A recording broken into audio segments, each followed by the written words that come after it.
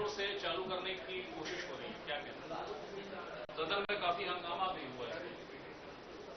देखिए, आज प्रदेश के किसानों के हित में एक बड़ा संशोधन विधेयक ला करके हम किसानों के लिए यहाँ कैसे ओपन मार्केट मिले, उनके उपज का सही मूल्य मिल सके और उनके उपज का मंडियों के माध्यम से पूरे ऑल इंडिया में जो बेहतर मार्केट हो सकता है उसमें अपना उपज वो बेच सके, इसके लिए इस बिल के माध्यम से जो संशोधन लाया गया है वो पहले से ही ई नाम के द्वारा प्रदेश के करीब 20 मंडियां जुड़ी हुई हैं और जिसमें कि देश के किसी भी कोने में रह करके भी अगर यहां का उपज अगर अच्छा लगता है और किसानों को अच्छा मूल्य मिल रहा है तो उस पोर्टल के माध्यम से अपना उत्पाद जो है बेच सकता है। इसमें जितनी प्रतिस्पर्धा होगा उतना ही किसानों को लाभ मिलेगा। ये इसमें छोटा छोटा इसमें संशोधन लाया गया है। और दूसरा संशोधन कृषि कल्याण शुल्क जो है उसमें जोड़ने का लाया गया है।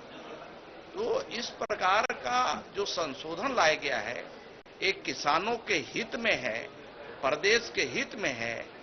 कांग्रेस के नेता और खास करके माननीय भूपेश बघेल जी का जो आरोप है, मैं समझता हूं कि प्रदेश के किसानों को भ्रमित करने वाला है और भ्रमित करके वो कुछ भी अपनी बात को मनवाना चाहते हैं, जबकि ऐसा नहीं है।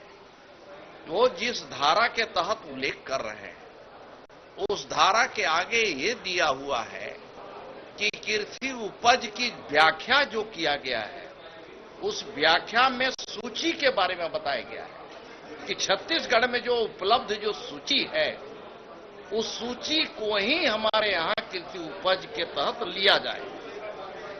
तो जब उस सूची में पशुपालन, मत्स्य पालन या इस तरह का अन्य जब है ही नहीं है तो उसे जानबूझ करके इसमें घसीटना, जानबूझ के उसे शामिल करके प्रदेश के किसानों को भ्रमित करना, मैं समझता हूं किसानों की पुरानी आदत रही है, पुरानी फितरत रही है।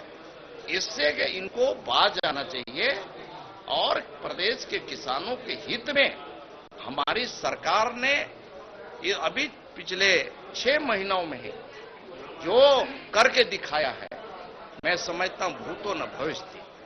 हमारी सरकार काम करने वाली सरकार है। किसानों के कल्याण के लिए, किसानों के हित के लिए हमारी सरकार से जितना कम समय में जितना हम लोगों ने काम किया है, मैं समझता हूं भूतो न भविष्यति। और आगे भी किसानों के हित में हमें जो भी निर्णय करना होगा हम उसमें पीछे नहीं रहेंगे। मैं कांग्रेस को फिर से याद दिलाना चाहता हूं कि आप वही मुख्यमंत्री रहे अपने कार्यकाल में जिन्होंने गोबर गोठान के नाम से और वो लोगों को एक तरह से बोनस देने के नाम से उन्हें कितना किसानों को दौड़ाया और 4-4 बार में 4-5 रुपए के लिए प्रति किलो जो दे रहे थे उसके लिए 4 बार देने का वादा किया और अंत में वो चौथा किस्त भी नहीं दिए। क्या कारण था?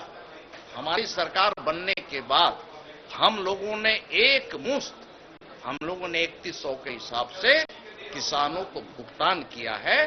किसानों का बोनस का घोषणा किया था, बोनस भी भुगतान किया है। तो मैं समझता हूं कि प्रदेश के किसानों के हित में भारतीय जनता पार्टी की सरकार ने जो किया है वो मैं समझता हूं कि आज तक इसके बारे में ये सपने देखेंगे कांग्रेस के लोग। और इसलिए मैं कहना चाहता हूं कि कांग्रेस पार्टी को और माननीय भूपेश बघेल को या जो आरोप लगाने वाले हैं उनको, उनके आरोप जो है निराधार है, बेबुनियाद है, इसमें किसी प्रकार का कोई तथ्य वाला बात नहीं है। जब हमने सूची उपलब्ध करा दिया है, सूची के तहत देख लें कि छत्तीसगढ़ में कौन कौन सी उपज है, तो उसके तहत ही ये बिल लाया गया है। सर, दो प्रश्न उनके हैं। और दूसरा उनका कहना यह है कि मार्केट आपने ओपन किया, लेकिन किसान को एमएसपी की गारंटी है क्या उसमें?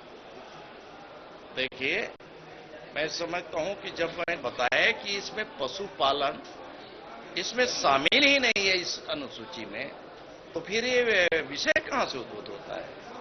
ये तो विषय नहीं उठता है ना, तो इसलिए ठीक है। धन्यवाद सर।